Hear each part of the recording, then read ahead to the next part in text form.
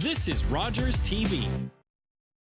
Focused on quality and convenience, there isn't much you won't find at Marie's Mini Mart. Home-style bread, sandwiches, plus a variety of artisan breads and delicious single-serve desserts available exclusively at our Frecker Drive location. Marie's Mini Mart, with 25 locations wherever you go, there we are.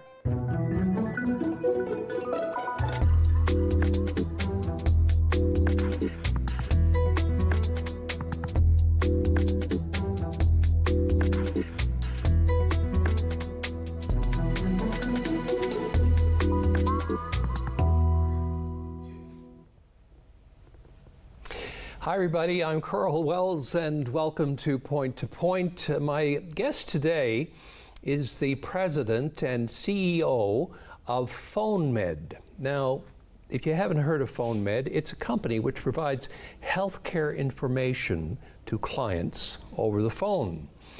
And they actually are operating in several countries right now. My guest started out, though, in healthcare, providing personal care to vulnerable senior citizens, and eventually became a nurse, and later on became the head of this company, which today is literally providing healthcare information to millions of people, and many of these people are people who otherwise would not have access to this kind of healthcare information. So it's a very interesting story, very important story, and I'm delighted to welcome Charlene Brophy to the program. Thanks, Karl. I'm delighted to be here. Welcome. Now, I assume you're a St. John's girl. Did you grow up here? No? No, I'm a Bay girl. I grew up in a small town called Fermuse on the southern shore in the Irish Loop. Okay. Yeah, well, and if you listen to me for a few more minutes, you'll hear the accent come out. Yes, so it'll be pretty apparent. Yeah. And I've often told people, if you go to the Irish Loop, sometimes you'll think you're in Ireland. Yes, no question. Yeah. So what was it like growing up there? You know, I was so fortunate, and I say all the time that I won the lotto because of the family I was born into and the community I grew up in and so on. And it's not a lotto of wealth and riches, it's a lotto of love and life experiences and so on. So I have 5 siblings, and growing up in Fermuse, my mother was a stay-at-home mom. My dad was a plant manager at the local fish plant, which was Bonavista Cold Storage way back then. And I had extended family. My grandmother and my step-grandmother and my grandfather lived with us.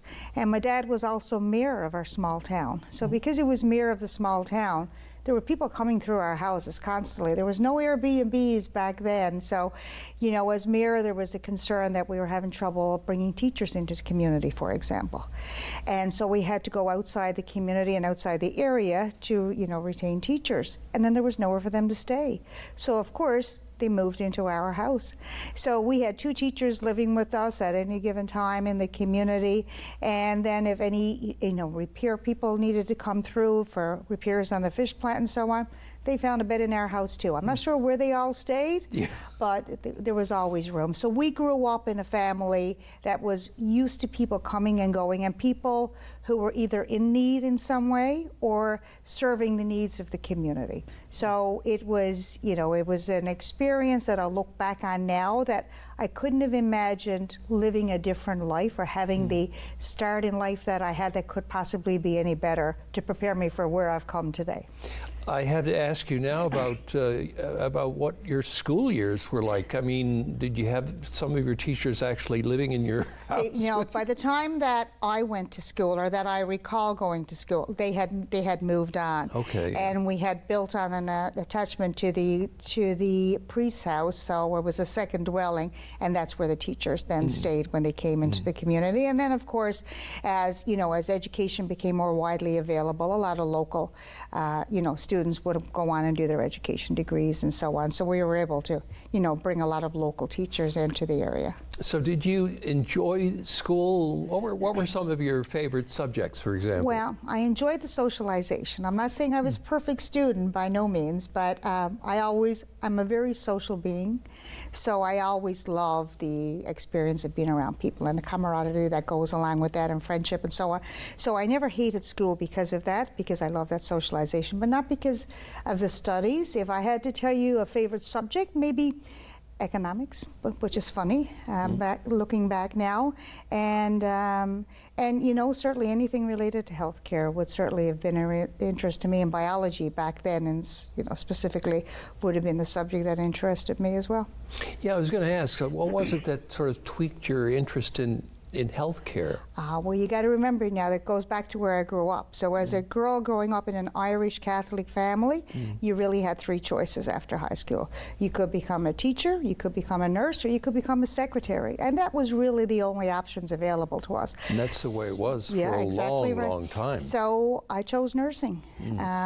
And I started off, actually initially, wasn't really sure that's what I wanted to do. So I did it was a licensed practical nursing course back then at I've heard of that. At the College of Trades and Technology on Topsail Road. So left home at 17, lived in a boarding house in St. John's, completed that program, and then worked as, while I was doing as a personal care attendant, and then after the fact at Hoyles Escazone as an LPN, and really enjoyed those years, but I enjoyed it so much that I wanted more, I guess. And I remember I had a head nurse back then, and her name was Maisie 80, and to this day I don't know, where she is or if she's still living, and I certainly hope she is, because she came one day and said, "Charlene, have you ever thought about doing more? Because you can do more if you want to do more." And that was kind of the inspiration for going on. And I went on and went to St. Clair's and did my RN. And then after that, moved away to Toronto for a few years, like many Newfoundlanders, but always come back. So that was my very humble beginnings. So what was it like training at St. Clair's? I know my sister trained at the General. Oh, yeah. And I know people who've trained at the Grace. What was St. Clair's like? Were they all pretty much the same in terms of I think St. Clair's would have been a little more rigid because we lived at Littledale, which was run by the nuns, of course. So we had very strict rules. Everybody had to be in bed with lights off at 11 p.m. And then we had house mothers who would come and actually walk into the room and shine the light on each of us to make sure we were in bed and up to no good and so on. So it was very regimented back then, which was in actual fact, looking back, really good because the nursing program, even today, is not an easy program to complete.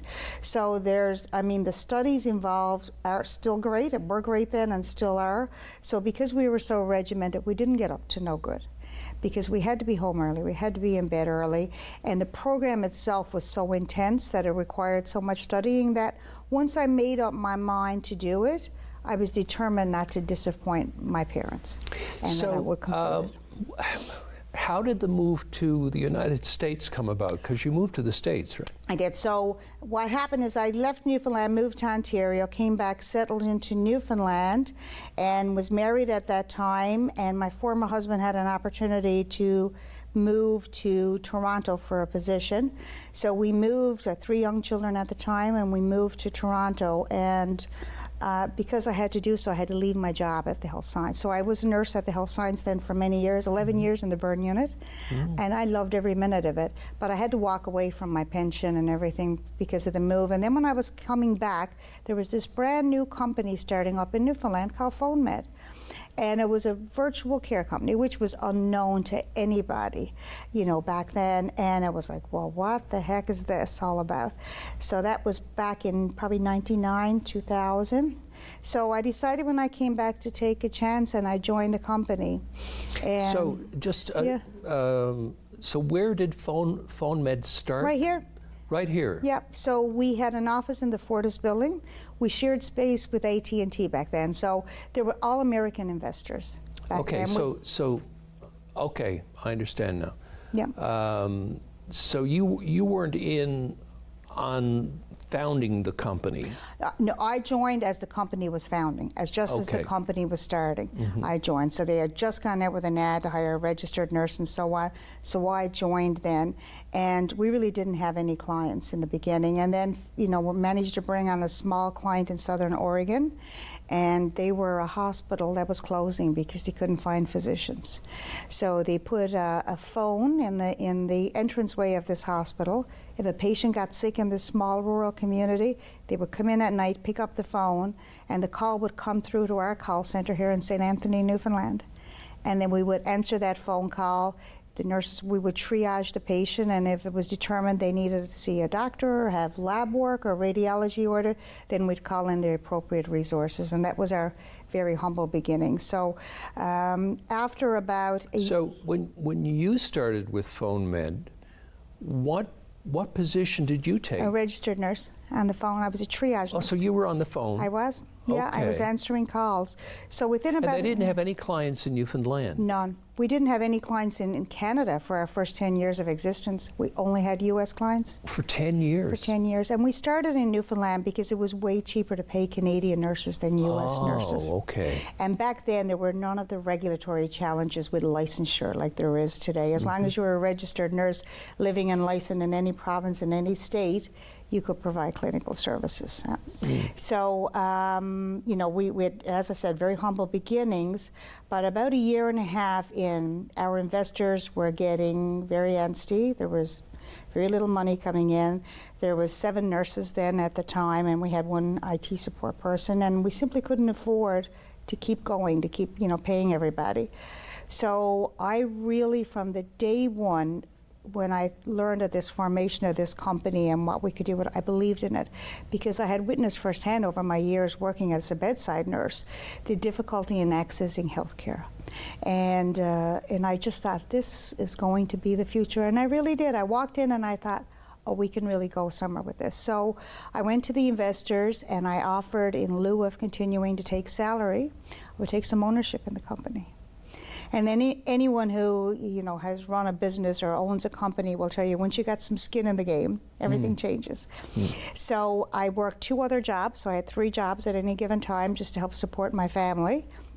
Would work all day at this at FONEMED, and then work either at the Health Science or at Canadian Blood Services. I did shifts as well, just to help to keep the lights on at home, and gradually started to build up the company. And I did so by going out to this small number of clients we had and said, we will offer you services for free for 3 to 6 months if you will introduce us to another client who signs on with us. Because we had to keep the nurses to provide the services available 24/7 anyway, so it kind of just made sense. And slowly we started to grow. And then when one of our clients we had brought on at that point was Beth Israel Medical Center in New York City. So when 9/11 happened and the second plane hit, because that was one of our clients, they called and said, we're sending all calls to you, send nobody to the emergency room unless it's life or limb. So, you know, we all, you know, everybody worked 24-hour shifts just waiting for all the calls to come. And the calls did come, but not from injured people for obvious reasons, from family members or firefighters' wives who said, I can't reach my husband. This, you know, the towers were down, the cell towers. Can you try to reach them, and so on. So we were receiving so many calls from people looking for family members, or saying things like, you know, my apartment is filled with smoke. Should I leave? What should I do? And at this time, we had no idea what, it was still unfolding. So we basically said, stay where you are, turn out your lights, you know, turn off your air conditioning units and stay close to the floor, basically, and just wait for further instructions. But we were, you know, because we were pivotal in just helping that Beth Israel Medical Center prepare for what could have been an influx of patients, which sadly wasn't. We received some recognition from the city. And all of a sudden, things started to change because our name got out there. Well, FONEMED does virtual care services. And we brought on other clients in New York State, some of who were pretty well established, who were looking for remote patients to monitor, or nurses to monitor their patients remotely, patients who were on biometric devices, for example, oxygen saturation machines or blood glucose monitors and so on. And they, you know, they were looking for nurses to be able to manage that care after hours. So at what point did you realize, and I assume you were one of the people on the phone, at what point did you realize how major this incident was? How big Well, you know, it's funny because I was on the phone at that time. Even though I had moved into a managerial role, we didn't have enough money to be able to pay managers, so I still took frontline calls. And I remember, like yesterday, our IT staff member coming out saying, "Quick, turn on the TV, something is happening in New York City." And, you know, we turned on the TV just as the second plane hit, and the moment the second plane hit, within seconds, our phone rang, and that's when it was Beth Israel saying, so it was. You didn't have the Beth Israel contract? We did. We already had it. You already had it in place? We did, but only for the pediatric practice. Okay. Not for the emergency department, only for the pediatric emergency department. So we took all calls that came into emergency department. And because no calls could get through to their direct phones, but they could reach us for some reason because of the way the towers were connected and so on. So at that time, did you only have a call center here in St. John's? That was it. Yeah. Okay. Yeah. Because initially you said something about St. Anthony. We still have the St. Anthony site today. So, you know, you got to remember, nobody worked virtually then. It was in call centers, and we always needed redundancy. So the contact center in St. Anthony provided that for us, and it still does today. And then many years later, we took over the 811 health line in the province, which we still run today. Right. And, you know, we made the redundancy even early on for the province was important with the St. Anthony site. We had a site in Stephenville. We still got a big site, a major site in Corner Brook, where most of our nurses are located that run the provincial health line and so on. So that's still really important to us today, even though for the most part, everybody works remotely. All clinical staff and frontline staff work remotely. So what are the range of services that you provide? So if you have a contract, say, with a municipality or we do. A so in Newfoundland, whatever. on the Canadian side, of course, you know, we run the 811 line in the province. So anybody that needs health advice calls 811, and we back end that with the service. We also run the mental health crisis line and various other service lines in the province today. So people may not know they're calling FONEMED when they call 811, but it's our staff that are back ending that with service. And a number of years ago, we determined that we couldn't continue to grow with the platform we were using. So we basically outsourced, you know, just licensed a platform, somebody else's platform, like an electronic health record, if you would, to run our programs.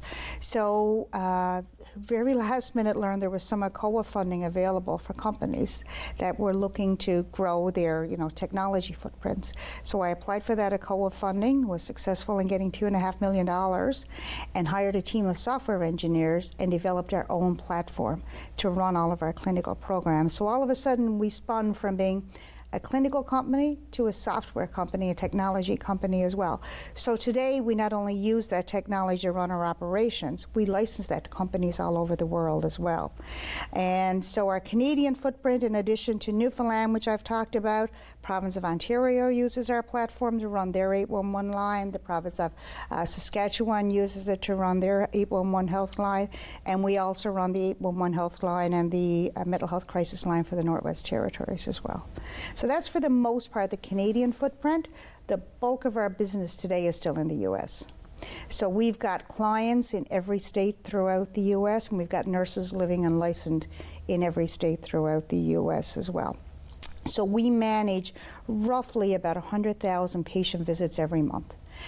So it's a pretty busy operation, and it's not just for 811 advice, like somebody got a headache and what do I do to treat it and so on.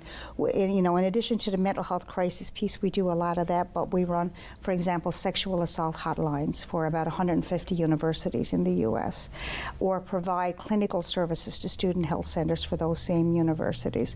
We've got some very large hospital systems right from California to New York State that we run their programs, their clinical programs, either through outpatient clinic type of programs.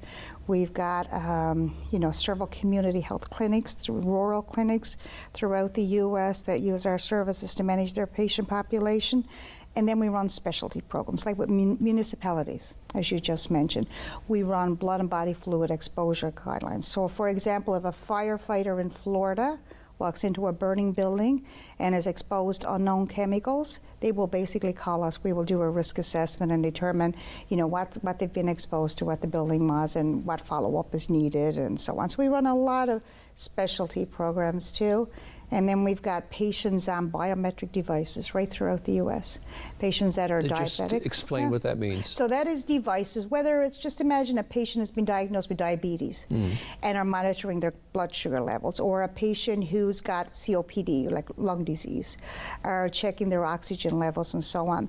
We've got their devices integrated with our technology. So if we've determined at what level does the patient's blood sugar or oxygen saturation levels sit, if it exceeds those limits, then we receive an alert right directly into our callback queue, and a nurse living and licensed in whatever state that patient is located will reach out to the patient, complete an assessment, and determine what next step is. It may be something as simple as to recommend adjusting the oxygen levels, or it may be reaching out to a physician and getting some orders for some medication. For example, if it's a heart failure patient who's gaining weight and is more short of breath and may need a diuretic and so on. Apart from the people who are on the phones, what other kinds of employees would you have? I assume a lot of the things that you have done for you are done on a contract basis with. No, all of our staff are employees that we don't. We What about don't, software development? So we've got maybe 8 or 9 software developers on our team. We've got multiple software support because we've had significant success in licensing our technology. So back in the early days, we licensed it in Bangladesh and Greece and Manila and the Philippines and so on. Still have a very large presence throughout the U.S. and Canada, and installed our first site in Singapore 2 years ago, and about to open up another site in Singapore as well, and pursuing an opportunity in Saudi Arabia right now as well. So we've had significant success. So because of that success in the technology, we require significant support when it comes to the technology infrastructure and so on. And are most of these people based here in the province, or what do you have in Ventura, California? Yeah, so Ventura, California is the sales office for the most part. So we've got some large hospital systems in California, so I often meet with clients there, or potential clients and so on at our Ventura, California site. But for the most part, all of the executive team is located right here in Newfoundland, and most of the agents that we've got, healthcare navigators, maybe 100 plus healthcare navigators who answer most of the calls. The bulk of them are located in Newfoundland as well. And then of course with the Canadian-US regulatory challenges these days, we've got nurses on the Canadian side in every province throughout Canada and in every state throughout the US. What really changed for us, and I'm fast forwarding the story here, is when the pandemic hit. Because we were very well positioned, because this was our bread and butter anyway. This is what we did, virtual care. So we were very well positioned to respond to the changing need and the demand for care. I can't even begin to tell you how it grew overnight in Newfoundland, and you just imagine how that was exacerbated on the U.S. side and how we had to respond. Internationally, really. With the technology piece, there was a huge demand to increase that footprint. But on the provincial side here in Newfoundland, the problem was access to care, and patients couldn't see their physicians. They couldn't get prescriptions refilled. Urinary tract infections that could turn into sepsis and a really serious condition were left untreated for many patients, because even if they could go to the emergency room, they were afraid because they didn't want to be exposed to COVID. So we worked with the province and started a program where we hired nurse practitioners. So started off very slowly with a nurse practitioner, and then 2 and 3 and so on, and grew that program significantly, so that today we've got about 70 nurse practitioners licensed right throughout Canada, providing services right for patients right here in Newfoundland.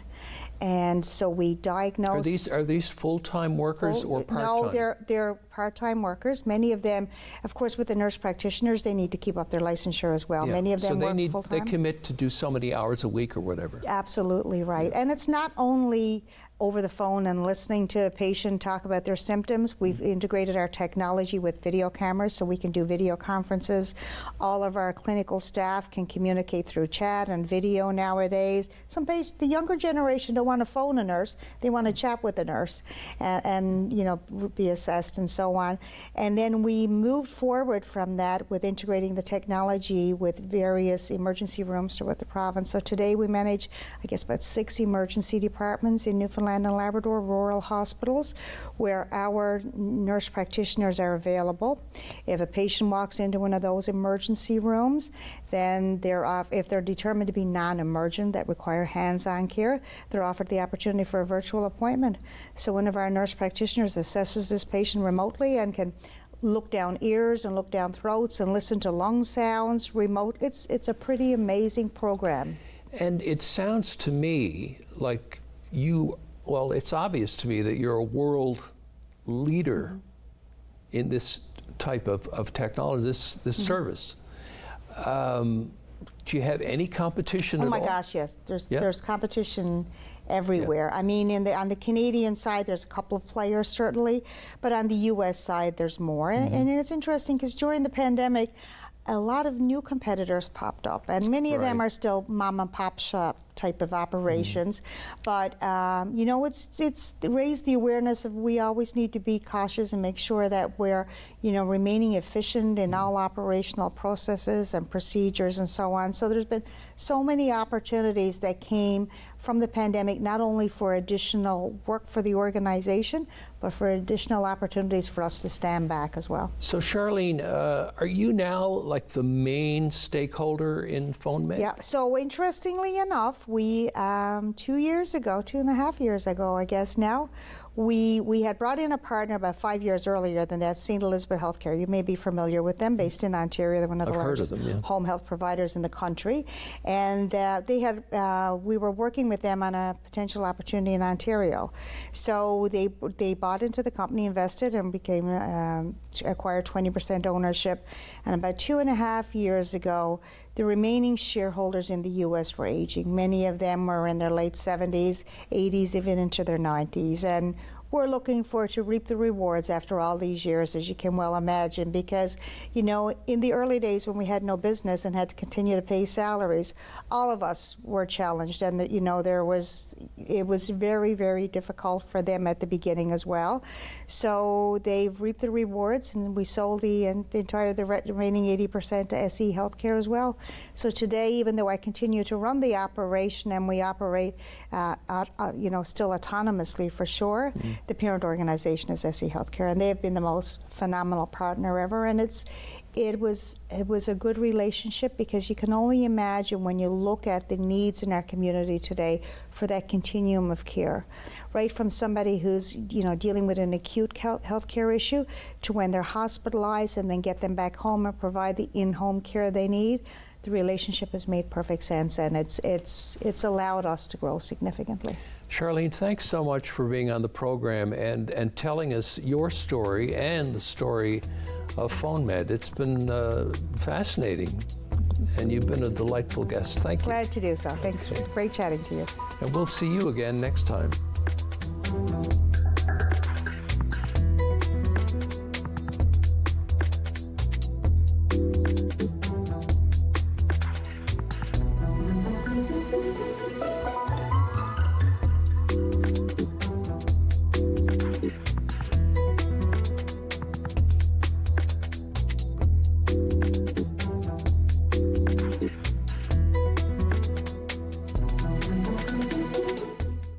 If you want convenience, Marie's Mini Mart is here for you. A one-stop shop for a variety of products, home-style breads, sandwiches, plus check out our freshly baked artisan breads and single-serve desserts exclusively at our in-store bakery on Frecker Drive. With 25 locations, wherever you go, there we are.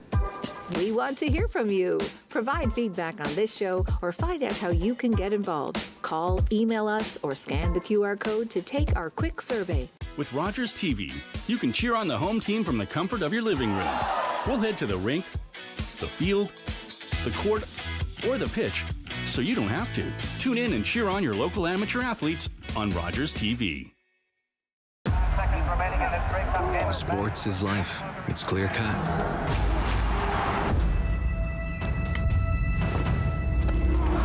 Everything's out in the open. There's nowhere to hide.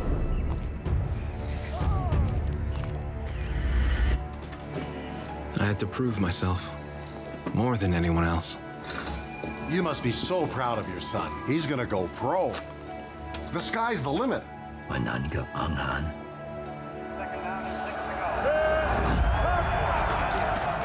There's always a winner and a loser.